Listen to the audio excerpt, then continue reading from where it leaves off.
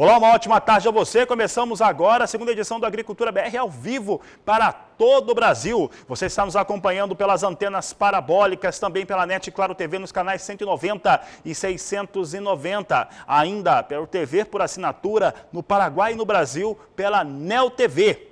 Estamos também, é claro, no portal sba1.com, é o portal do agronegócio brasileiro. Você nos acompanha também pelo Facebook do Canal do Boi e também todas as páginas que estão compartilhando a Agricultura BR a partir de agora. Estamos também ao vivo para todo o estado do Mato Grosso do Sul em sinal aberto, com a TV Imaculada Conceição linkada aqui no Agricultura BR. Sejam todos bem-vindos.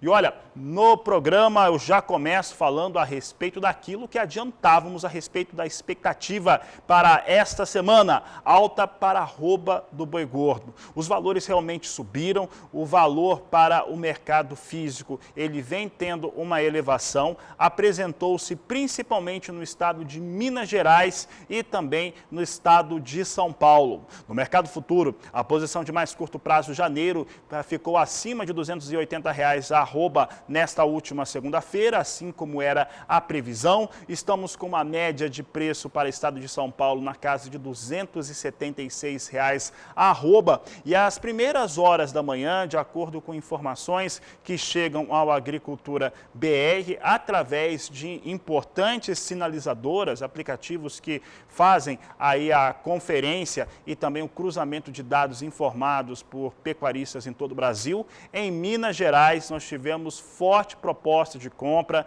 no fechamento de um lote de 100 animais prontos no dia de hoje, ao valor de R$ 300 por arroba em Minas Gerais. Claro que foi um lote isolado, 100 animais, mas de qualquer maneira mostra aquilo que nós estávamos falando sobre aquecimento para valores da arroba do boi gordo, uma vez que não tem disposição de gado pronto no país. Mostro para você agora como é que vem o mercado futuro para boi gordo, é a B3, nós tínhamos alta para a B3, essa alta continua e olha, se eu falava em R$ 280 a arroba, esse valor já fica para trás, isso porque nós temos agora valor para janeiro a R$ 289,40 a arroba do boi gordo, alta de 1,33%. A posição de fevereiro, R$ 289 a arroba do boi gordo, é o que nós temos com uma alta de 1,28% nesse contrato que nós estamos destacando aqui no programa no dia de hoje. Trazemos também a posição de março, com negócios a R$ 285 o valor da arroba. A alta nessa posição é a mais expressiva no dia de hoje, 2,63%. É importante, o pecuarista sabe disso muito bem, né? Em março nós devemos ter um pouco mais de disposição de gado pronto no país. É uma situação normal por conta da questão de chuvas, disposição de alimentos. Isso vai fazer com que se tenha uma situação um pouco melhor em relação à oferta, mas não tão melhor assim. Já para abril, negócios a R$ 277,70 a arroba do boi gordo são os números que eu destaco neste momento para o boi gordo negociado no mercado futuro. É o que a Agricultura BR traz para você. Já que eu falei agora de arroba de boi, como é que está subindo no mercado físico, também mercado futuro subindo, se você ligou agora, volto a lembrar você, daqui a pouco nós vamos ter uma mesa redonda para discutir custos de produção na pecuária brasileira, como reduzir esses custos e aproveitar melhor a questão dos valores. Os preços estão subindo, o problema é que o custo de produção tem subido até mais, percentualmente sobe mais aqui no Brasil. Daqui a pouco essa mesa redonda aqui, ao vivo, no Agricultura BR.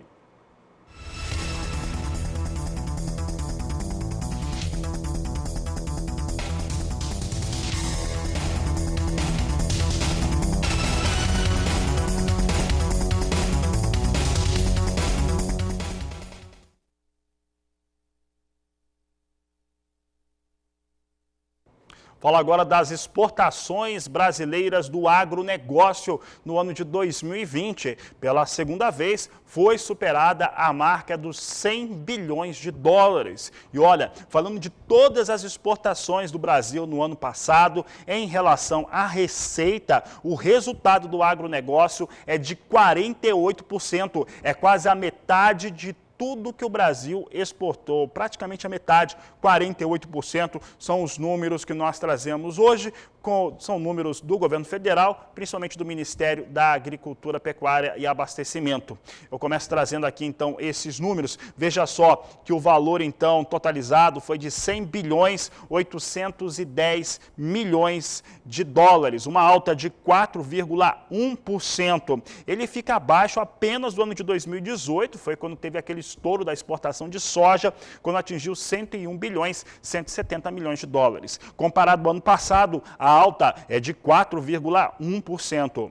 Já o complexo soja é a liderança, né, de exportação no Brasil, totalizou 35 bilhões 240 milhões de dólares. O complexo soja teve uma exportação aí também, falando de volume, de 101 milhões 410 mil toneladas que foram exportadas. Claro que soja em grão foi o que teve o maior volume e maior receita. Em relação às exportações de soja em grão, representou 81,1%.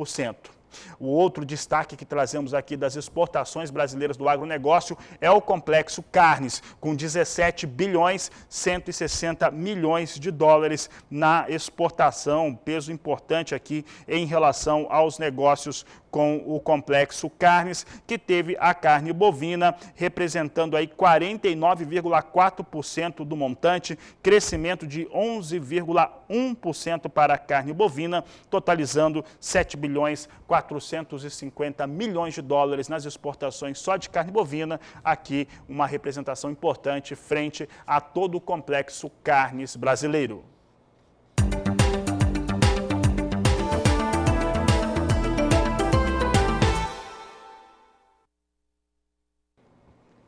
Hoje é um dia importante para a agricultura internacional. Daqui a pouco, daqui a algumas horas, nós vamos ter a divulgação do relatório de oferta e demanda do Departamento de Agricultura norte-americano. E diferente do que normalmente acontece no primeiro relatório anual, esse relatório deve trazer mudanças importantes para a soja e milho, quando a referência é Estados Unidos. Onde que as mudanças são esperadas? Primeiro, nos Estados Unidos, na safra 2021, uma redução dos estoques de soja e também dos estoques de milho norte-americano. Lá também deve ter, na safra 21-22, um aumento de área com a oleaginosa em detrimento das áreas com cereal para a safra 21-22. Uma outra movimentação esperada é uma redução nas estimativas de produção da América do Sul, principalmente sobre a Argentina em relação a soja e milho. O relatório será divulgado daqui a algumas horas e o consultor de agronegócios, Steve Ketcher, comentou com a nossa produção as suas expectativas para esse importante relatório. Como todos sabem, o mercado internacional está todo na expectativa dos novos números do governo americano referente à situação de oferta e demanda mundial, mas o mais importante, está todo mundo de olho na situação de oferta e demanda americana. Os preços da soja internacional na Bolsa de Chicago já estão no melhor nível em 6 meses, em 6 anos, aliás. Vimos cotações disparando nas últimas semanas, porque o mercado entendeu que os Estados Unidos não pode continuar nesse ritmo de exportações, porque não vai ter produto suficiente. Então o que está acontecendo? O mercado está tendo que racionar produto, e isso só é possível no mercado livre através de aumento de preço, onde quem pode mais, quem pode pagar mais, obviamente vai levar, e os outros buscam buscam produto de outras origens. Então é importante os números que vão sair daqui a pouco. A expectativa, de um modo geral, do mercado é que vamos ter uma confirmação de estoques americanos em níveis historicamente baixos, talvez um dos menores taxa de relação consumo já visto na história de soja nos Estados Unidos. E se isso for confirmado, se usa não arrumar alguma surpresa aí baixista, se não encontrar algum soja escondido em algum lugar nos Estados Unidos, né? O mercado tende a manter, pelo menos nas próximas semanas, um viés altista, apesar da pressão sazonal que está ocorrendo, o que possa começar a ocorrer, pressão sazonal essa vindo do início da colheita na América do Sul. Então o mercado tende, sem surpresas negativas nos Estados Unidos pelo USDA, o mercado tende a continuar buscando a marca psicológica de 14 dólares por bushel, porque primeiro precisa racionar o produto dos Estados Unidos, que não vai ter, com a demanda forte da China, não vai ter produto nos Estados Unidos para todo mundo. Em segundo lugar, mais importante, que está sendo pouco mencionado, porque o mercado entende que os Estados Unidos precisa plantar mais soja. Agora, como você vai convencer o produtor americano, que tradicionalmente prefere plantar milho do que soja, a plantar mais soja nessa temporada de 2021? Obviamente, isso através de um preço mais atrativo, e justamente isso que está fazendo a Bolsa de Chicago, indicando preços futuros melhores para soja do que milho, na tentativa de atrair produtor para aumentar a área de soja. Mas tudo isso tem sido precificado no mercado.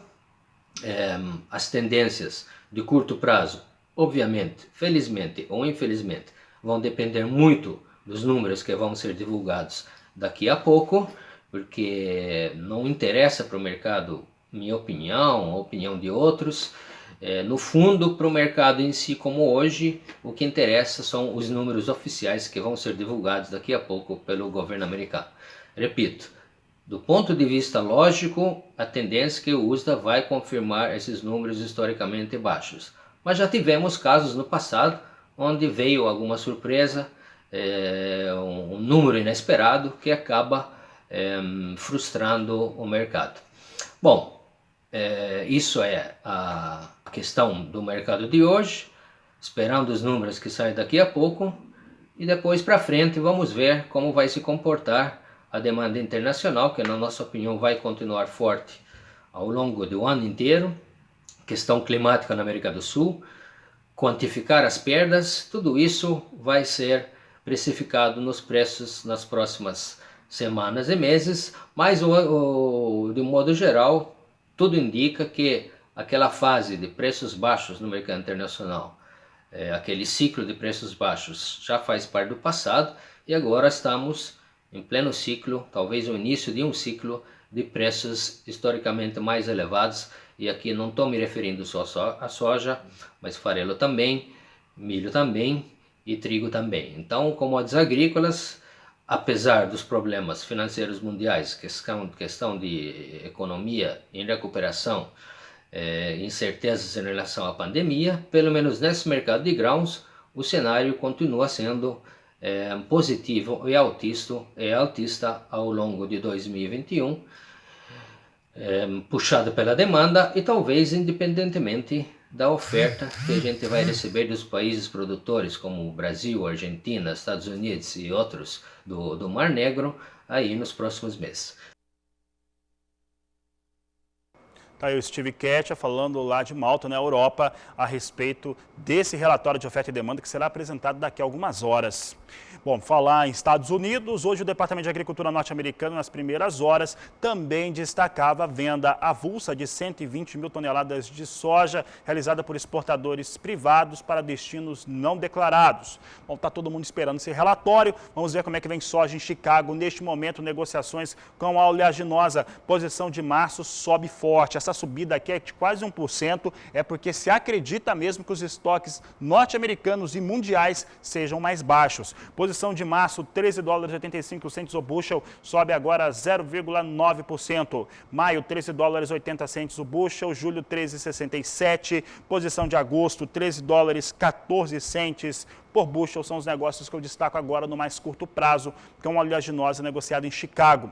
Vamos dar uma olhada como é que vem soja nos portos do Brasil. Então, o preço está regular frente aos valores de ontem, com alta registrada comparada à semana passada. Portos de Santos e Paranaguá a R$ 172 para entrega no mês de janeiro. Isso ocorre. O dólar teve uma alta forte nesta segunda-feira. Hoje até recuava um pouco, mas vai se mantendo os preços nos portos para a soja. Olha só, venda para o dólar aqui vindo a R$ 5,46 mais 6, variação negativa aqui de 0,67% para a moeda norte-americana. Bom, se o motivo do dólar subir nesta última segunda-feira era externo, para cair também. Por isso que eu converso agora com Walter Puga Júnior. Puga, esse dólar mais alto, ele ajudou a elevar alguns produtos como soja, milho e carne bovina aqui no Brasil nesta segunda-feira. Boa tarde, seja bem-vindo. Boa tarde a você, boa tarde a todos. De fato, o dólar mais alto eleva, puxa o interesse do produtor brasileiro e do exportador brasileiro para o mercado externo. Neste momento, o dólar recua, lógico, 0,77%, acompanha o que ocorre lá fora. O dólar tem um ajuste negativo frente a moedas de países emergentes, mas, mesmo assim, ainda acima de R$ 5,45. Aliás, na máxima do dia, se aproximava de R$ 5,50 de novo, viu? Na máxima de hoje, R$ 5,49 mais 29. Por pouco, não voltava à faixa de R$ 5,50. Agora, é um dia de estresse, o mercado de câmbio se alinha, portanto, a esse comportamento observado em outros países emergentes nesta manhã de terça-feira. O dólar se ajusta neste momento em queda frente ao real. A queda é mais acentuada agora, já está perto de 5,45. Há muita oscilação no mercado, mas a expectativa é a seguinte, é que nós tenhamos aí uma inflação, considerando aí o índice de preço ao consumidor amplo em dezembro, ele é o maior desde fevereiro de 2003, viu? Por isso, vem vindo aí uma alta na Selic, já há uma previsão de alta na Selic. Essa aceleração do índice de preços ao consumidor em dezembro e em 2020, acima do esperado pelo mercado, sugere antecipação de juros mais altos. Taxa Selic deve subir, é o que avaliava o economista André Perfeito, da Necton Investimentos, numa nota distribuída à imprensa. A perspectiva é que nós tenhamos aí, com inflação mais alta, já ligeiramente acima da meta, isso já fecharam os últimos os cálculos agora, apurando os dados do IBGE. Perspectiva é, veja, o dólar continua caindo agora, isso por conta do exterior, mas é a nossa Bolsa. A nossa Bolsa esboçava alguma recuperação agora há pouco por conta de papéis da Petrobras, viu? Aos 124.089 pontos, a nossa Bolsa sobe agora 0,68%. Quando eu digo a nossa Bolsa, é a B3 e a referência é o índice Bovespa, E isso ocorre porque o petróleo volta a subir e as ações da Petrobras também. Neste momento, as ações da Petrobras sobem quase 1%, alta de 0,94% agora. Isso ocorre porque o petróleo lá fora também vem em alta, Petróleo nesse momento, eu falo de petróleo tipo Brent, já opera acima de $56 o barril de novo, alta de 1,37%. Eu acompanho aqui nos computadores da Bolsa Brasileira de Mercadorias. Portanto, nós temos aí um movimento positivo.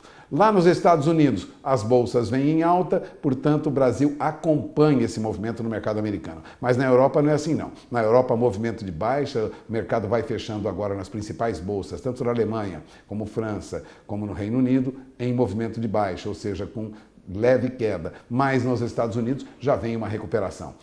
O dólar vai alterando o preço das commodities mesmo, viu? E no mercado futuro, agora há pouco, o que nós tínhamos na nossa bolsa era preços em alta para o milho, viu, Fabiano? Veja, milho para maio já operava com alta de mais de 2% agora há pouco na B3. Milho com entrega futura para maio é R$ 83,85 a saca, subia mais de 2%. O milho no vencimento mais curto, março, a R$ 87,90, tinha alta de 1,42%. Milho dispara no mercado futuro brasileiro e os preços não são diferentes. Segundo a BBM, corretores da BBM em diferentes regiões do Brasil, a alta no milho é generalizada em quase todas as regiões do país. Ontem, em exceção ao Paraná, milho disparava em quase todos os estados onde corretores da BBM atuam, Fabiano. A situação já começa a mostrar uma demanda forte por milho e preços em alta. É com você.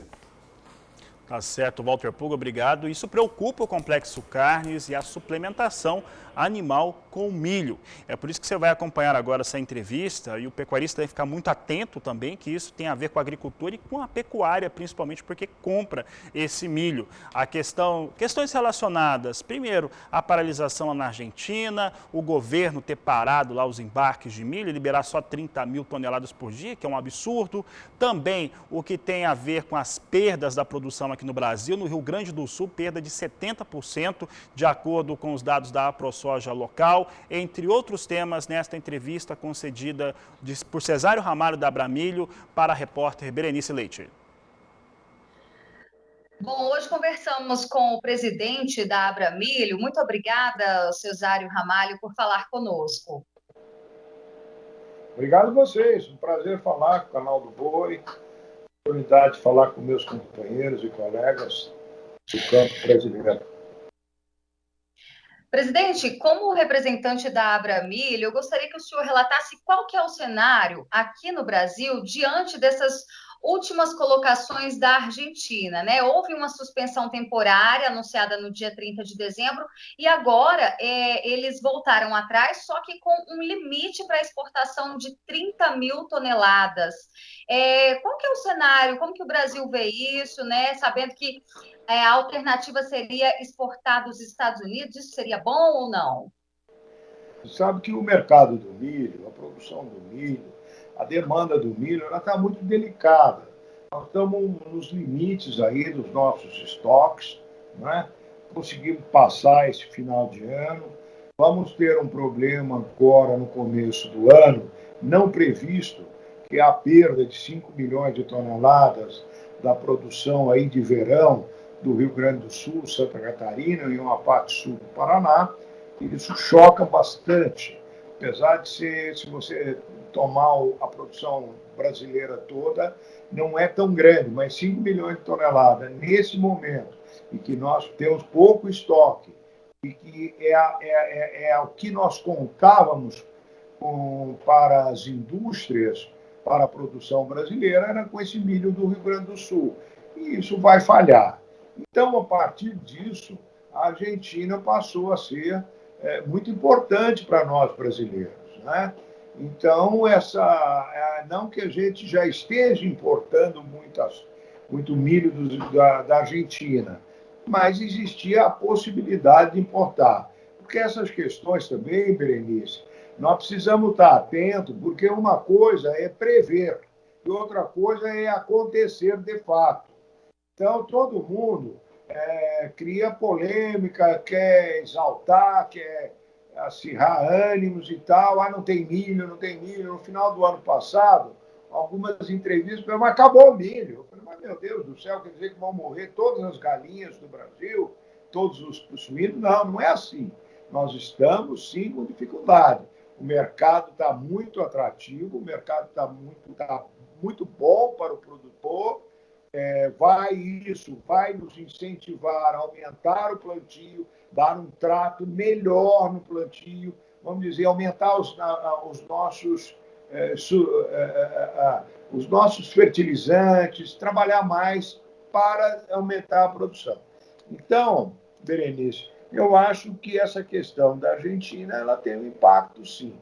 Agora, vamos precisar esperar um pouco. Se nós não tivermos aí, nós vamos buscar um pouco de milho nos Estados Unidos, porque o Brasil consome algo como 70 milhões de toneladas de milho. Das 110 milhões de toneladas que nós produzimos, nós exportamos 33 milhões de toneladas, deixamos de atender muito cliente, nós temos demanda para o milho. Por isso que eu falo, e a oportunidade de falar com vocês é preciosa para levar essa mensagem de um produtor rural, de um produtor de milho, que não sou produtor de ontem, eu sou produtor há 4 gerações, alguma coisa assim. Então, a gente está no dia a dia disso aí.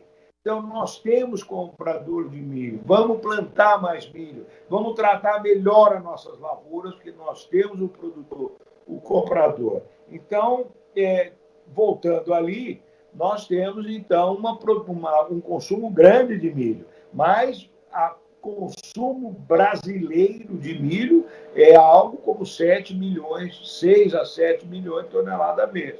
Isso a gente dá um jeito. Então, nós estamos trazendo milho do Paraguai. Talvez deva chegar a 1.200.000, 1.300.000. É um milho bom para nós brasileiros comprarmos, porque você carrega de um lado do Rio Paraná, descarrega do outro. Então, não tem custos de cabotagem, o transporte, tudo é mais barato. A Argentina, nós já vamos ter que gastar cabotagem, porto, navio, etc. e tal. Então é mais caro. Então as indústrias estavam evitando isso. Agora, com essa questão argentina, quando acabou literalmente, é muito ruim, né? Foi muito ruim, uma coisa negativa principalmente para os nossos colegas produtores argentinos, que se sentiram lá muito prejudicados. E prejudica o mercado como um todo. Você sabe que o Brasil é o maior exportador do mundo de carne de frango, é o terceiro ou quarto, melhor dizendo, de suínos. Nós crescemos muito, talvez estejamos em terceiro, e isso são receitas imensas que vêm para o nosso país e gera muito emprego em várias regiões brasileiras. Então, é um assunto aí muito importante. Tá certo. Então, essa questão de ter reduzido aí para 30 mil toneladas, né, o quantitativo lá determinado pelo governo da Argentina, prejudica o Brasil, mas nem tanto assim, não é motivo para alarmar. Não, de jeito algum. E outra coisa, a indústria brasileira, ela não é a primeira do mundo à toa. Ela é extremamente competente. Extremamente competente. Quer dizer, ela não vai, de forma alguma, deixar o porquinho lá passar fome e não ter o milho da ração. Eles estão aí preocupados, trabalhando essas questões que apareceram, e se tiver, de fato, esse problema, eles vão trazer milho americano. Tá certo? Agora, eu parabenizo aí, Berenice, os produtores argentinos que procuraram o governo lá e debateram intensamente com o ministro da Agricultura o prejuízo que essas intervenções causam ao mercado e, evidentemente, ao produtor argentino, o plantador de milho. A Abramilho é sócia, é parceira da Maizar, que é a Associação dos Produtores de Milho da Argentina. Nós temos uma associação global aí junto com os argentinos e americanos. Então, acho que foi uma coisa positiva, o governo lá que errou fortemente mesmo, ao proibir essa exportação. Ele vai na contramão de se ele quer uma tranquilidade para o país dele, mas na ponderação das entidades de produtores argentinas, como a Maizar, dos produtores de milho e sorgo, a Sociedade Rural Argentina, Daniel Pellegrina foi ao governo, ponderou, falou e conseguiu que mantenha um ritmo aí menor, evidentemente, mas isso acalma muito o produtor, principalmente o produtor argentino. Tá certo. Muito obrigada pelas informações. Imagina, eu que te agradeço. Obrigada. Hoje conversamos, então, com o presidente da Abramilho, Cesário Ramalho. Eu sou Berenice Leite, diretamente de Brasília para o Canal do Boi. Grato a Berenice, e basicamente o que o Cesário Ramalho está dizendo é que milho fica mais caro. Isso nós estamos mostrando todos os dias, está mais caro no Brasil, está mais caro na Argentina, nos Estados Unidos, no mundo inteiro. E daqui a pouco, depois do intervalo comercial, nós vamos trazer essa mesa redonda importante para você, pecuarista brasileiro. Vamos discutir custos de produção, genética, forragem, os impactos desse milho também. E já estão aqui nos estúdios comigo os nossos convidados, Laucídio Coelho Neto, pecuarista, vai falar conosco, também Argeu Silveira, diretor técnico da ANCP, Daniel de Raimo, gerente comercial da Germe Pasto, e pela internet vai participar conosco Ademir Zimmer, pesquisador da Embrapa Gado de Corte, daqui a pouco, depois do intervalo comercial. E neste momento, o Canal do Boi, o Agricultura BR, começa a mesa redonda para falar sobre custos de produção da pecuária de corte bovina do Brasil. Temos os nossos convidados, o pecuarista Laucídio Coelho Neto, o diretor técnico da ANCP, Argeu Silveira, Daniel de Raimo, gerente comercial da Germe Pasto, e também Ademir Zimmer, ele que é pesquisador da Embrapa Gado de Corte. E a questão é muito clara, os custos estão muito altos e isso independe da relação que nós temos hoje pelo valor da arroba do gado pronto, arroba do boi, arroba da vaca. A questão é que os custos estão bem elevados. E eu vou começar fazendo a primeira pergunta. Senhores, primeira questão aqui, obrigado por estarem conosco aqui no canal do Boi mais uma vez, sempre uma honra, um prazer tê-los, um ótimo 2021 para todos, para toda a pecuária do Brasil. E Laucídio, o custo de produção está muito alto. O que tem impactado tão forte o pecuarista na fazenda, na produção? Boa tarde, seja bem-vindo. Boa tarde. Fabiano, nós estamos com a nossa cadeia de fornecimentos, uma roda meia quadrada. Com esse tal do frango frito que atrapalhou o Brasil aí em muitos setores, o setor industrial, no decorrer do ano passado, no meio do ano mais ou menos, muitas indústrias foram desativadas, umas totalmente, outras parcialmente, e nós perdemos o fluxo contínuo de produtos. Então, hoje, tudo que nós vamos comprar ou está faltando ou está muito caro. Então, acho que isso demanda um pouco de tempo para que volte à normalidade. Isso não tem muita solução, não. Isso é o tempo. É o tempo, mesmo com questões ligadas à alimentação, milho, por exemplo? Olha, nós temos uma contradição, né? Porque você pega o agro funcionando a pleno, nós não tivemos problema nenhum no agro de produção, muito pelo contrário, né? Tivemos um ano muito bom de produção e com dificuldade nos insumos. Então, eu acho que do ponto de vista do nós, pecuaristas, agricultores, do ponto de vista econômico, nós fomos muito bem. Doutor Argeu Silveira, aqui no Canal do Boi nós temos conversado bastante, eu com meus colegas e também pecuaristas que entram em contato diariamente conosco, de que são necessários alguns fatores. É claro que a sanidade a gente não vai nem contabilizar aqui do rebanho, dos animais, mas dois elementos importantes: a garantir a alimentação desses animais, seja por suplementação, seja por forragens, e a genética para fazer com que se tenham resultados melhores em áreas de produção pecuária que são cada vez menores. Como é que o senhor está avaliando esse trabalho, essas ações do pecuaristas na redução dos custos para a pecuária atualmente? Boa tarde, seja bem-vindo. Boa tarde, Fabiano. Boa tarde às pessoas que estão nos assistindo. A primeira coisa que a gente tem que ter em mente é que o Brasil as soluções são diferentes, né? Nós temos aí a geada no sul, nós temos a seca no centro e no nordeste, nós temos as áreas de várzea, nós temos regiões do norte que chovem muito bem, né? Então, as soluções elas não são únicas para todo mundo. Talvez os conceitos, sim, né? E aí vale a pena a gente buscar soluções, por exemplo, se hoje você vai comprar silagem de milho aqui no estado, é acima de 50 centavos o quilo. Você consegue produzir silagem de capim abaixo de 10 centavos, né? Então, está na hora de buscar soluções mais econômicas numa série de situações para poder tocar o mercado. De outro lado, a gente veio de um ano de bons preços e mercado aquecido, né? A gente teve aí as indústrias todas com dificuldade por causa da situação do Covid de produção, de ter que parar gente, diminuir gente, né? Uma série de restrições. E pegamos um ano de mercado aquecido por várias situações. Eu acho que no médio prazo isso vai se equilibrar, né?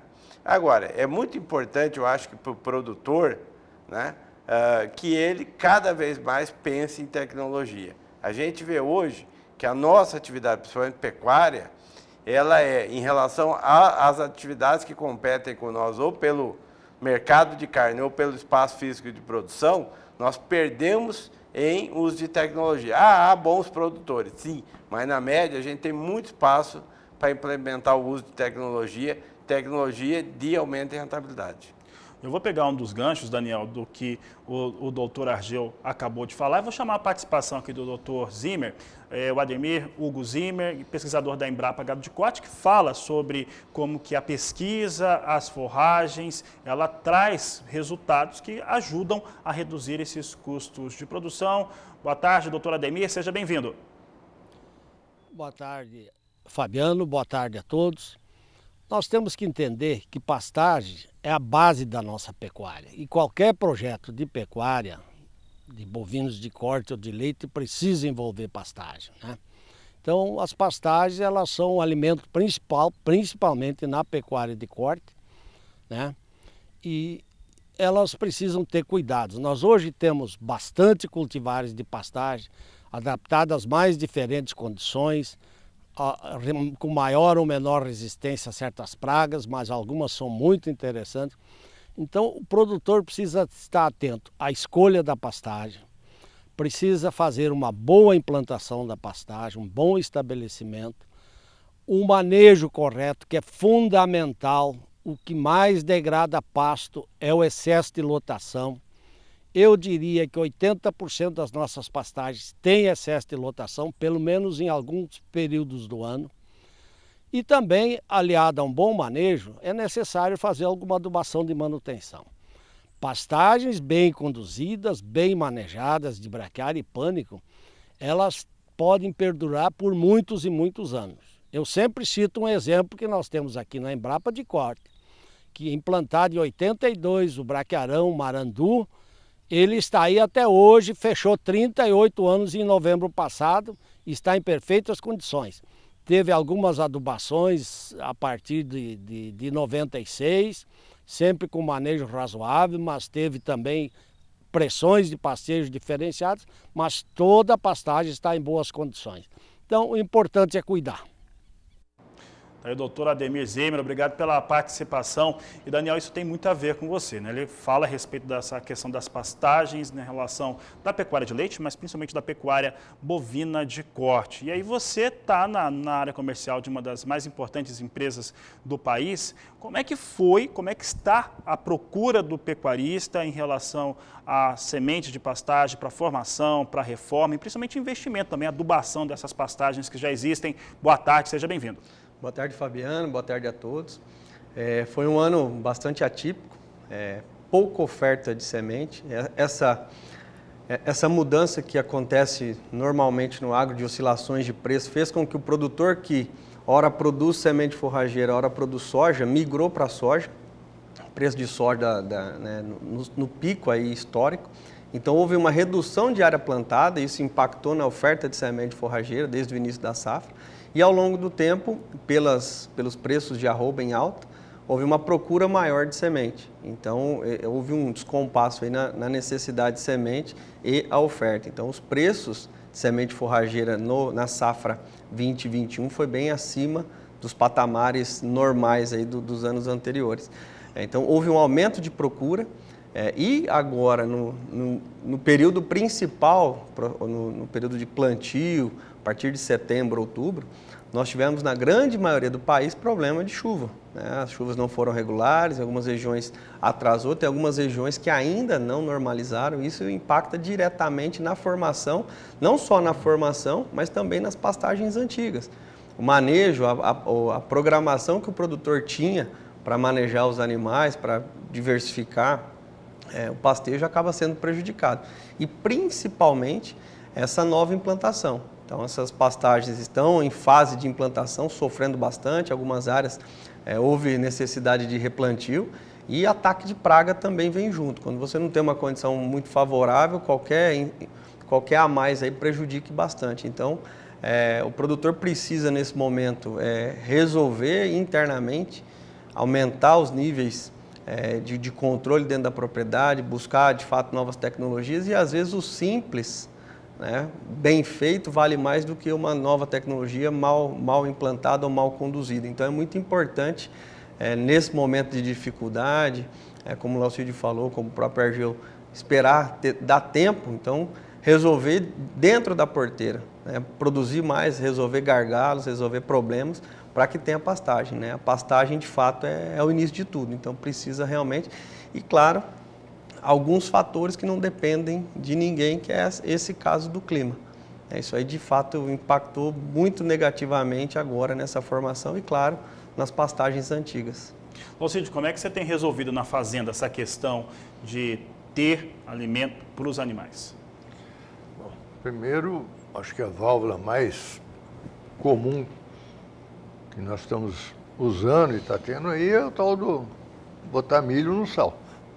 Essa mistura aumentou muito o consumo de milho, porque para compensar um pouco a forrageira menos produtiva, dá um energético junto ao sal. Isso eu acho que está sendo quase que nacionalmente usado. Então a pecuária, que há pouco tempo atrás praticamente não usava milho, hoje a pecuária é um consumidor importante de milho. Reflete também, ajuda a refletir no preço do milho, porque no milho nós temos um fato novo no Brasil, que é a exportação. Até poucos anos atrás o Brasil não exportava nada. E hoje o Brasil só perde para os Estados Unidos na exportação de milho. Então nós já somos o segundo maior exportador de milho. E aumentando o consumo interno. Então nós vamos ter que dar um jeito de produzir mais milho também. Argel, como resolver a situação? Até porque a genética bovina que a pecuária tem adquirido, o pecuarista tem adquirido, que nós temos mostrado diariamente no canal do Boi, para ela expressar a sua potencialidade, esse animal tem que estar bem alimentado. No seu entendimento, como que resolve isso na fazenda para não ter um custo também de produção mais elevado ainda? Não tenha dúvida, Fabiano. E tem algumas coisas que o produtor tem que estar muito atento. Nós estamos caminhando para vender o bezerro por quilo. Isso lá no Rio Grande do Sul já vende há 50 anos. Lá no Amazonas, na Vargem de Parintins, já é uma tradição de bezerro a quilo. E isso está acontecendo no Brasil Central. Então a gente sai do bezerro vendido por perna ou por média, né, para vender o bezerro pelo quanto pesa. Então vai valer o que o bezerro pesa, e isso é crescente no Brasil, né? E aí a gente tem alguns problemas. Quando você olha dos reprodutores que nós usamos, os estudos aí estão mostrando entre 10% e 20% de reprodutor avaliado, né? Então a gente ainda usa um número muito grande de touros sem nenhuma informação, né? Mesmo com toda a oferta, se você pegar os volumes aí, os estudos que tem entre 10% e 20% dos touros, né? Então a gente está usando muita genética que ele nem sabe, não tem nem noção do que é, e depois vendendo o animal por quilo. É comum também, o cara, na hora de comprar um sêmen, por exemplo, não tem nada que ver com a venda de sêmen, mas o cara vai lá, por causa de R$5, ele compra um reprodutor de muito menos produtividade.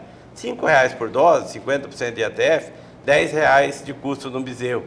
E ele deixa aí um bezerro de 20 quilos a menos, que dá R$260. Então o produtor, as soluções para ele não são únicas, né? Não tem uma palavra que alguém vai dizer aqui que vai resolver todos os problemas. Passa por redução de custo, passa por aumento de produtividade e passa também por ele estar muito atento à compra da genética que ele está usando, né? Eu acho que nesse momento, quem insiste em comprar touros, porque é natural que todo mundo que produz genética tente comercializar, isso é do mercado, né? Disputa pelo mercado, ela é sadia. No entanto, o produtor, ele não tem que ser vítima de ninguém, ele tem que defender os seus interesses e usar touros, hoje com avaliação genética, com genômica, com segurança, comprar animais ou touros ou sêmen com segurança de produtividade. Isso é um caminho importante para a gente caminhar, né?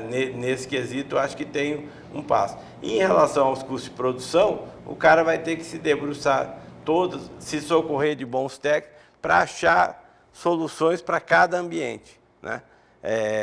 Em cada situação, ele vai ter que encontrar boas soluções para reduzir os seus custos, ou pelo menos para permitir que seus custos fiquem compatíveis com a receita.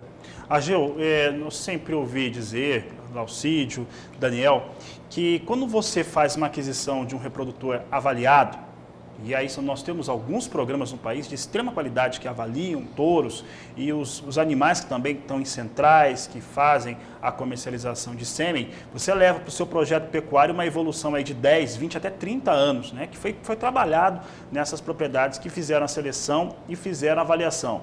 No caso de fazer aquisição de reprodutores, ou sêmen não acredito que aconteça, mas de reprodutores não avaliados, o contrário também pode acontecer? De você levar uma involução para o rebanho? Exatamente, Fabiano, porque eu, por exemplo, eu venho de uma família que deve ser a 10ª geração de pecuaristas. E até o início, quando eu era formado, o único critério de escolher um touro era pelo visual. Não tinha outra ferramenta, né? Então, essas ferramentas, elas vieram de um tempo para cá. No entanto, hoje, né, quem quiser produzir genética, ele tem que pensar em todas as características correlacionadas com produtividade, né? Então, o cara que produz genética, ele tem que estar preocupado com todas as características relacionadas à produtividade. Daniel, por exemplo, que é da área de semente, o cara para produzir semente não é colher lá um campo e sair vendendo aquilo sem, né? Tem todo o know-how. Acontece, né, Daniel? Né? Muito. Todo o know-how para vender uma semente de qualidade. No caso da produção genética, você tem todas as características de fertilidade, as características de temperamento, a característica de maternal, a característica de ganho de peso, de precocidade sexual, de qualidade de carne, inclusive de eficiência alimentar. Para você ter uma ideia, só a eficiência alimentar, quando você compara os 20% superiores com os 20% inferiores, e isso a gente está falando de inferiores num plantel de genética, então não é da população, tá? Você, para produzir a mesma novilha e abater ela com 420 quilos, os 20% inferiores te custam mais de R$1.000 para ganhar o mesmo peso. Então, é esse tipo de característica, quem está se propondo a vender genética tem que pensar em tudo isso. E quem compra apenas usufrui isso através da informação.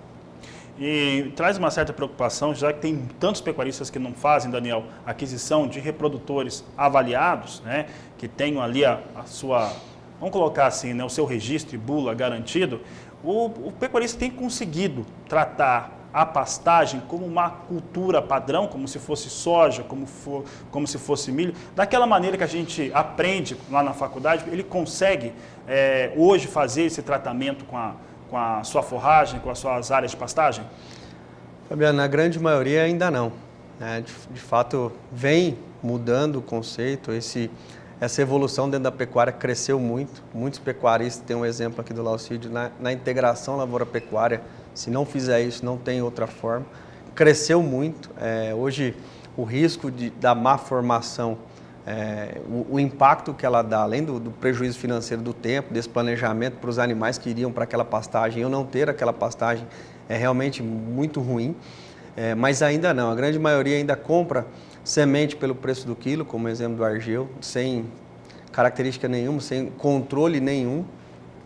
E da mesma maneira, o produtor, ele tem informação, aqui no canal vocês divulgam a necessidade, o porquê, as vantagens, o quanto é mais barato comprar produto de empresa séria, idônea, que tem controle de qualidade, que tem garantia para oferecer para o produtor, mas muitas vezes ele vai no mercado, compra o que tiver, sem controle nenhum, sem controle dentro da propriedade também, na hora de avaliar o produto ou na hora de distribuir, fazer semeadura, e o prejuízo é muito grande. Além da não formação, de repente pode levar praga, isso é muito ruim. Porém, não cabe mais esse tipo, por mais que diga assim, a pecuária não quebra, a pecuária aguenta desaforo, não é bem assim, né? Realmente precisa que o produtor mude e vem mudando. A Germpass trabalha num perfil de produtores que tem muito dessa consciência. Então, o nosso nicho de mercado, o produtor que a grande maioria dos que nós atendemos já buscam isso, e a cobrança é muito grande da parte do produtor em relação a nós. Negociar com um produtor que trabalha agricultura também, que tem a integração no sistema ou que faz esse controle, como o próprio Zimmer falou, da importância de um bom stand, é diferente. A informação com relação à pureza da semente, ao tratamento que existe, a quantidade de semente que eu vou colocar por hectare, quanto vai formar, como que é isso. Então a busca por encurtar essas janelas de tempo, aumentar a produtividade, formar mais rápido, disponibilizar esse capim mais rapidamente para os animais, porque o ciclo gira e muito rápido. né? E a base para qualquer plantel é, de fato, pastagem, vai perdurar por muito tempo. Como o Zimmer falou, o pasto, o capim, ele é perene. Então, a necessidade da troca, talvez por uma cultivar de maior potencial produtivo, buscar outro sistema produtivo, mas não pela degradação. Esse produtor que hoje troca uma pastagem por degradação, realmente ele está andando para trás, ele está perdendo dinheiro, está deixando, ele vai ter que abrir para outro produtor entrar no lugar dele. Porém, o mercado vai realmente ajustar tudo isso. Porém, sim, tem uma grande faixa de produtores que já investem, trabalham como cultura, vem crescendo, principalmente os que têm integração dentro da propriedade. E na pecuária, uma minoria aí vem sim fazendo, muito bem feito, e a tendência, nós observamos isso, é um crescimento muito grande nos próximos anos. Como diz, a turma mais nova, o pessoal que vem assumindo as propriedades, já vem com uma cabeça nesse sentido, buscando esse investimento. E está aqui produtores, pessoas do agro que já sofreram bastante com isso. Eu acho que o Laucídio muitas vezes não tinha opção. A opção que tinha é essa semente colhida de qualquer jeito, com grande volume de palha, não tinha. Hoje não, hoje tem tecnologia, tem condição, tem máquina, tem know-how, tem mão de obra dentro da propriedade para conseguir fazer a distribuição, então não tem motivo. E o custo final da área formada, trabalhando com produto de qualidade, é inferior e com certeza com uma garantia muito maior na formação da pastagem. Tá certo. Senhores, nós vamos para o intervalo comercial. Daqui a pouco quero falar sobre integração lavoura-pecuária, formação de pastagem e esse preço do boi hoje que nós estamos visualizando. Nós vamos para o intervalo comercial e voltamos já. Agricultura BR de volta. Eu lembro que nós estamos numa mesa redonda importante aqui do canal do Boi, no Agricultura BR de hoje, falando sobre os custos de pecuária, como que estão os custos da pecuária bovina de corte, como reduzi-los, pensando na questão de investimento em genética, em forragens e também a gestão aí do pecuarista. E enquanto nós estávamos no intervalo, eu estava conversando aqui com os nossos convidados, o pecuarista Laucídio Coelho, o diretor técnico da ANCP, o Argel Silveira, e Daniel de Jaime, gerente comercial da GM Pasto, a respeito do que aconteceu nos últimos anos. Aí vamos pegar 15, 20 anos aí, mas principalmente os últimos 16 anos para o pecuarista brasileiro. E eu mesmo já ouvi mais de uma vez, mais de 10 vezes, que o pecuarista, uma crítica ao pecuarista feita por algumas pessoas, que seria extrativista, não estaria reinvestindo na fazenda por uma questão de vontade própria.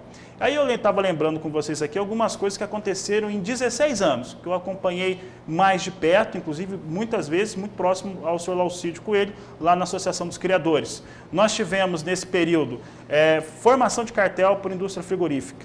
Esses frigoríficos também cresceram através de financiamento do governo.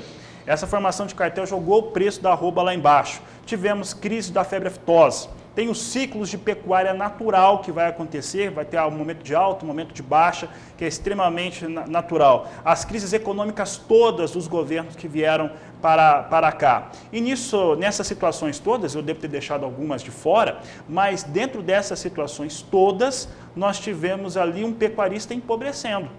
O pecuarista acabou empobrecendo, ele não conseguia fazer um reinvestimento em pastagem nas suas áreas de trabalho para os animais, e isso fez com que ele tivesse que arrendar algumas áreas, alguns saíram do negócio, e a verdade é essa, nós temos alguns últimos anos agora de uma situação melhor para o pecuarista. Como é que o senhor avalia esse ponto, senhor Laucídio?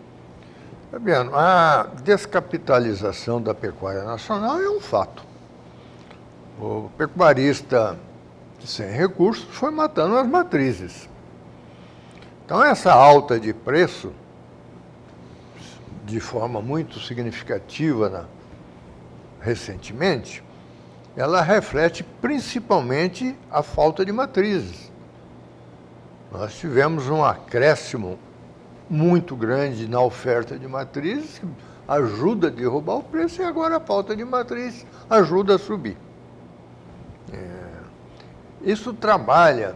A gente olha, quando a gente faz um corte, olha os preços de hoje, essa nossa conversa que nós estamos tendo, isso é daqui para frente. Porque hoje nós temos um preço em que o sujeito pode começar a pensar em usar tecnologia, usar uma formação melhor, mas há 15, 14 meses atrás, ele não podia pensar nisso porque ele tinha que sobreviver.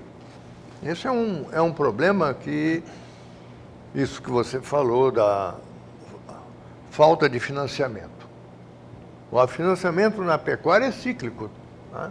Ora o governo arruma dinheiro, ora proíbe, você não tem acesso a... É instável. É instável a oferta de financiamento. Historicamente falando, instável. Historicamente. Isso não é recente, isso sempre foi instável. O que é recente, essas grandes grupos frigoríficos que a gente fica aí olhando toda hora fazendo manobras comerciais para controle de preço. Eles ficaram fortes demais. Né? Você pega um grupo desses aí, como o JBS aí, diminui a compra no nosso estado, ele mexe com o preço do nosso estado. Então, eu sempre digo, desculpa, Alcide, que não ficou forte de maneira natural, como aconteceu na Austrália e nos Estados Unidos, com recurso próprio. Nesse caso, à época, o próprio governo acabou financiando via BNDES Par. Isso aí foi criado do dia para a noite, né? Quando você olha a quantidade de dinheiro que esses homens repassaram para os políticos, de onde que saiu esse dinheiro? Do bolso do pecuarista. Foi pagando menos para o pecuarista, aumentaram as margens de lucro. Então, nós, no frigir dos ovos, quem está pagando a conta do desvio do dinheiro somos nós. Não tem mágica nisso aí, não. Argel, no Brasil, isso pode se aplicar à agricultura, mas a pecuária talvez seja mais heterogênea. Os pecuaristas têm pacotes tecnológicos investidos em suas propriedades que diferem bastante. Tem níveis de pacotes tecnológicos muito distantes um do outro. Hoje, esse pecuarista, independente do pacote tecnológico aplicado, ele consegue ter, essa é uma pergunta para o Daniel, para o Argel, começando pelo Argel, ele consegue fazer os seus investimentos numa genética que venha trazer melhoria para o seu rebanho, consegue fazer investimento num trabalho com pastagem para ter alimento para os seus animais. Isso é possível hoje, independente do tamanho da propriedade e também do pacote tecnológico implementado, que depois que ele implementa, você não consegue voltar atrás. Está implementado o pacote, você não tem como retornar nisso. Mas com certeza, Fábio, porque tecnologia boa, ela tem que gerar lucro. Não existe tecnologia boa que não gere lucro. Qualquer tecnologia aplicada que ele não gere lucro a quem aplica, ela não é uma boa tecnologia. Então, tecnologia de qualidade, ela tem que gerar lucro. Essa é a base da aplicação de tecnologia. Tecnologia que leve a aumento de lucro. E tem algumas coisas que estão acontecendo no Brasil, Fábio, que é assim, hoje eu tenho o privilégio de poder andar muito o Brasil e conhecer muita coisa, então me considero um abençoado de ter tido essa oportunidade. Os grandes confinamentos estão de volta e cada vez maiores, isso é uma tendência do Brasil. E o que a gente está vendo nesses grandes confinamentos? A tecnologia deles melhorou muito, porque antigamente o cara tinha um confinamento de 100 mil boi, comprava na feira, botava lá, dava um pouco de comida e matou e boa, né? E jogava muito com a valorização da arroba da safra para entre safra, que dava uma variação de 25% a 40%. Então o cara pegava esse boi, jogava lá no confinamento, meio no grito, botava comida e matava. Hoje, se você olhar esses novos confinamentos que estão vindo aí, estão altamente tecnificados. Inclusive enxergando individualmente desempenho de boi via chip, né? Inclusive tem um projeto já aí de uma rede frigorífica que lá na frente eles querem ter o boi rastreado desde o nascimento. Não sei se isso se implanta, mas é um projeto aí de se não me engano, em poucos anos, né? Acho que até 2028 eles querem estar com isso implantado, do rastreamento total da cadeia. Com isso, o cara que está na ponta vai conseguir identificar o que ele está produzindo, né? Esse boi, de onde veio, que raça que é, quanto que deixou de lucro. Então, a gente precisa estar atento que o terminador de boi começou a aprender a fazer conta. E ele vai direcionar as suas compras e a valorização do produto de acordo com o retorno dele, né? Eu visitei recentemente um confinamento em Barretos, os caras altamente tecnificados, um negócio espetacular, uma família que está há muitos anos no negócio, altamente tecnificados. Os caras têm um centro de pesquisa de quase 2.000 boi, permanente, testando tudo quanto é coisa que é possível, e eles não são criadores, eles são apenas confinadores, mas tem lá um centro de pesquisa de 1.800 boi, testando todas as tecnologias possíveis dentro do interesse deles. Então, essa nova geração de confinadores, eles vão começar a direcionar as compras em função do resultado que compram. Então, esse boi commodity, né, tipo bezerro commodity, qualquer bezerro vale praticamente a mesma coisa, a tendência é ele cada vez perder mercado. E ele vai ficar... Vai ter um qualifier, tem uma classificação. Exatamente. Do outro lado, o bom produtor de bezerros comerciais vai ter o seu produto, como já está tendo, cada vez mais valorizado. Daniel, um dos fatores que torna a pecuária brasileira competitiva é a vantagem, que é uma vantagem não só comercial, econômica, mas é uma vantagem ambiental, que muita gente acaba não vendo isso, de você conseguir ter a maior parte do ciclo pecuário feito em pastagem. E aí uma terminação em confinamento, semi-confinamento, em alguns casos em praças de alimentação. Como é que está esse pacote tecnológico, pensando principalmente na alimentação via pastagem, adquirido pelo produtor? Ele melhorou na sua aplicação? Sim, melhorou, ele buscou informações, como nós vimos o Zimmer também, a oferta de opções de forragens. Nós temos, apesar de ter esse clima favorável, extensão territorial, mas como o Argel falou, você tem no sul um clima, aqui é diferente de todo o centro-oeste, norte do Brasil, problema com excesso de água, solos que drenam mais devagar, então você tem que ter essas opções de forrageiras, de espécies, de cultivares, para buscar ter boas produtividades em todos esses sistemas. E isso a Embrapa proporciona, leva a informação ao produtor, e o produtor também, ao longo dos anos, vem aprendendo, como eu falei anteriormente, vem sim buscando novas tecnologias, aprendendo a adquirir insumo de fato com melhor qualidade, com melhor retorno, e também o manejo dentro da propriedade. Parou aquele produtor que só jogava semente, deixava, realmente se ele seguir nesse caminho, realmente o resultado é zero.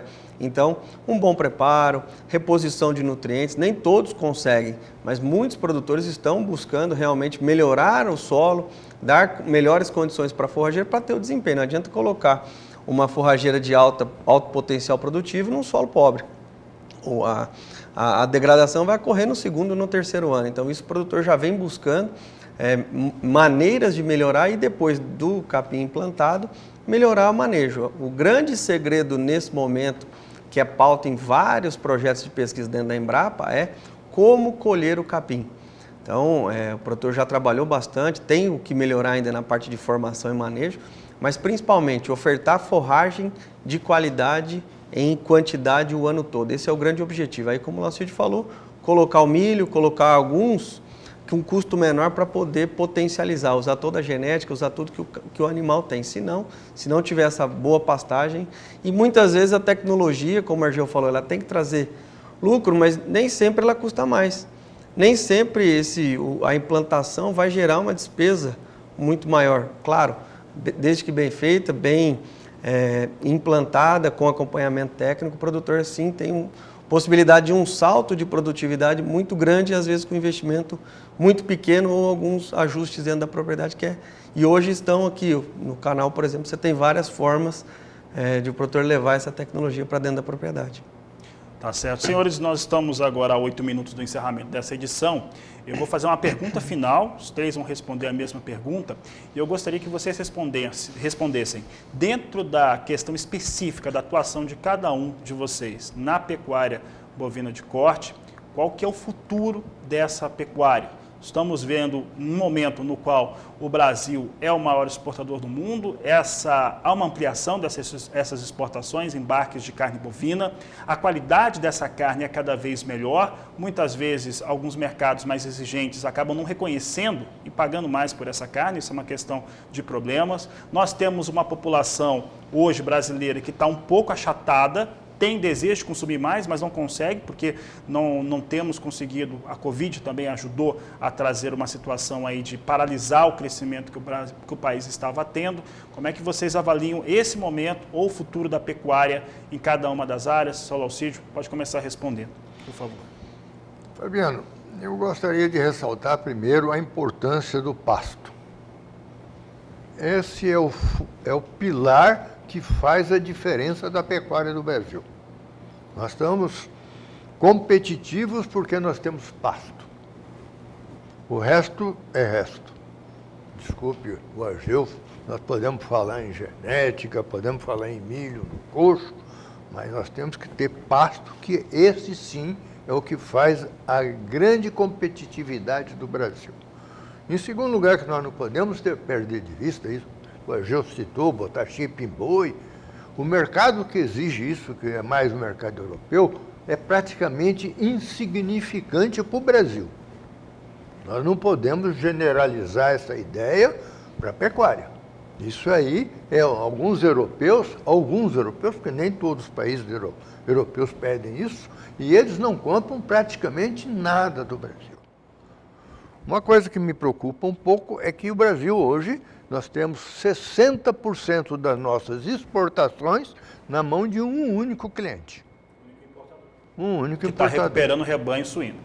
Isso deixa a gente apreensivo. Então, isso aí não depende de nós, produtores, não depende da indústria. Né? A diversificação da venda. Nós temos que procurar uma diversificação para que nós tenhamos mais estabilidade a longo prazo. Mas, no curto prazo, médio prazo, as perspectivas da pecuária hoje são muito boas. Me deixam bastante animado com o futuro próximo. Ageu, por favor. Só vou dar um exemplo de tecnologia aplicada, tá? Recentemente eu estive em Roraima. Em Roraima tem uma parte que é a mata e uma parte que é o lavrado, que são campos naturais. E os produtores que manejam que criam no lavrado, o manejo de muitos é colocar fogo 4 vezes por ano na mesma área. É um negócio para a gente meio, mas é o que muitos fazem lá, tá? Pega a mesma área e queimam 4 vezes por ano. E aí entram uns grupos que eles pegam essas áreas, quando diminui o período de chuvas, fazem plantio direto, tá? De 1 quilo de umidícula, 1 quilo de dictioneiro, e na próxima entrada de chuva está formado. E muda totalmente a realidade. Então, quando a gente fala de aplicar tecnologia e buscar soluções para cada situação, eu acho que esse exemplo de Roraima é um bom exemplo. De uma área que vinha sendo usada com muito baixa produtividade, e o único inoculante que entrava lá era fósforo riscado, né? Onde os caras mudam o perfil da atividade. De outro lado, a gente tem bons preços, né? Mas tem desafios. O Brasil é vendedor de carne commodity. Nós vendemos carne, agora, nessa realidade, aumentou os preços, mas historicamente nós vendemos carne a $2.500 na primeira semana de janeiro. Mas historicamente a gente dividia a carne $2.500, $3.000, enquanto a Argentina e o Uruguai vende pelo dobro. O know-how de produzir carne de qualidade está pronto. Esse que é o rendimento frigorífico, acabamento, marmoreio e maciez, está pronto. O que é o desafio que nós temos? É abater animais para buscar essa genética, e ela existe em zebuínos. Né? Existem zebuínos que produzem carne gourmet. Então, isso deveria ser o programa principal do governo brasileiro. Isso deveria ser um programa do governo brasileiro, apoiado por todas as entidades. Né? Esse programa está caminhando muito mais por iniciativa de alguns, poucos produtores da iniciativa privada, quando deveria ser o carro-chefe do governo. Né? Porque na hora que a gente melhorar a nossa carne, em termos de qualidade, a gente tem a chance de dobrar o preço. E aí o pepino passa para os caras competir com o nosso custo de produção. Né?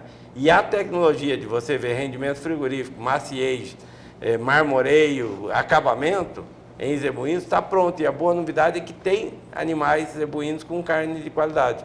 Então, esse tipo de coisa são desafios que nós temos pela frente. Do outro lado, a gente tem uma situação muito boa que tudo indica que nós vamos ter uma recuperação da economia interna, né? E se a gente olhar lá para trás, quando a gente teve aquele surto aftosa, o mercado interno aguentou a produção de carne naquela época, né? Então, nós com o mercado interno aquecido ou normalizado, ele é muito importante para esse produto. A pessoa, quando tem um pouco mais de dinheiro, naturalmente começa a consumir. Uma das coisas é proteína. Então, eu vejo que as áreas em abertura no mundo aí hoje tem pouca coisa para abrir, os estudos têm dito 1 a 2%, e as projeções de aumento de população são muito grandes. O que preocupa é que a gente vive um mundo globalizado. Daqui a pouco entra uma aftosa, entra uma guerra, qualquer coisa interfere no mercado e a gente está sensível a isso, né? Ninguém previu esse Covid, né? E entrou e mudou a realidade de todo mundo. E isso pode acontecer com outra coisa. Fora disso, eu estou muito otimista de que a gente vai ter um ano de bons preços, mas nesse ano a gente tem que ajustar a produção, aproveitar, né, essa possibilidade de ganho para ajustar os custos de produção. Daniel, por favor. Indo na mesma linha, o produtor, o que é fora da porteira, não tem muito o que fazer, né? Então, de fato usar as tecnologias dentro da porteira. Como o Alcide falou, base, pasto. Então, tomar os cuidados, a escolha correta da cultivar, um bom manejo, melhorar a fertilidade se possível e principalmente melhorar o pós, depois da implantação, manter essa pastagem pelo maior tempo possível produzindo, colher corretamente. Eu creio que esse é o grande negócio. Você consegue, num ajuste de manejo, como o Argel falou, numa umidícola, numa dictioneiro, que são capins teoricamente de baixa produtividade, só em solos úmidos ou solos de... Você consegue, sim, bom rendimento ajustando o manejo, da mesma maneira para os outros capins. Então, é realmente uma tarefa... uma lição de casa, de repente, desaprender o que está fazendo e aprender a trabalhar de forma diferente dentro da propriedade. Melhorar o potencial produtivo de forma no ajuste de manejo, na forma dentro da fazenda, para que os animais expressem realmente potencial.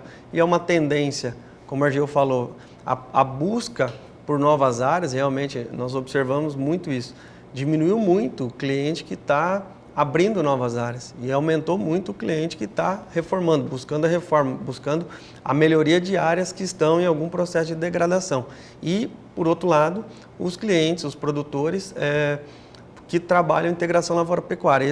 Esse mercado realmente explodiu e a tendência é continuar crescendo, porque esse sim ele é imbatível. O custo de produção da forragem numa área de agricultura realmente é muito inferior. Nesses preços de soja e milho, como você falou, R$90, realmente eles competem muito com a pecuária.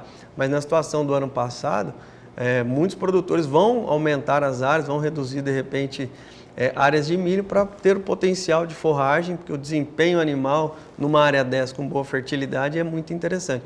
E o Brasil proporciona à pecuária todas essas oportunidades, desde Rondônia numa situação dessa, solos altamente improdutivos, ter essa situação, e outras regiões como aqui no Mato Grosso do Sul, que é bem o berço da integração, potencial produtivo que quando você leva para fora, muitos duvidam desse potencial produtivo. Então é uma mescla de tudo e principalmente olhar para dentro da fazenda, o que é possível, onde cortar, quais gargalos podem ser melhorados e a parte de fato de pastagem, melhorar o manejo, melhorar a oferta de forragem para os animais. Eu creio que é a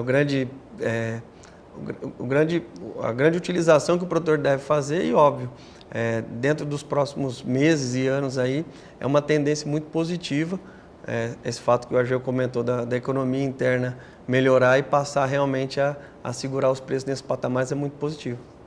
Tá certo, Daniel, Argel, Laucídio, obrigado por estarem conosco aqui mais uma vez no Canal do Boi. É sempre uma honra recebê-los. Sei que essa conversa poderia acontecer por mais um tempo ainda, mas a gente vai ter outras oportunidades aqui no Canal do Boi. Obrigado, uma boa tarde aos três. Boa tarde. Boa tarde. Uma boa tarde a você também, que estava acompanhando essa mesa redonda sobre a pecuária bovina de corte. Eu vou encerrar essa edição do Agricultura BR por aqui. Volto às 16 horas no horário de Brasília com os números do relatório de oferta e demanda do Departamento de Agricultura norte-americano. A todos uma ótima tarde e até lá!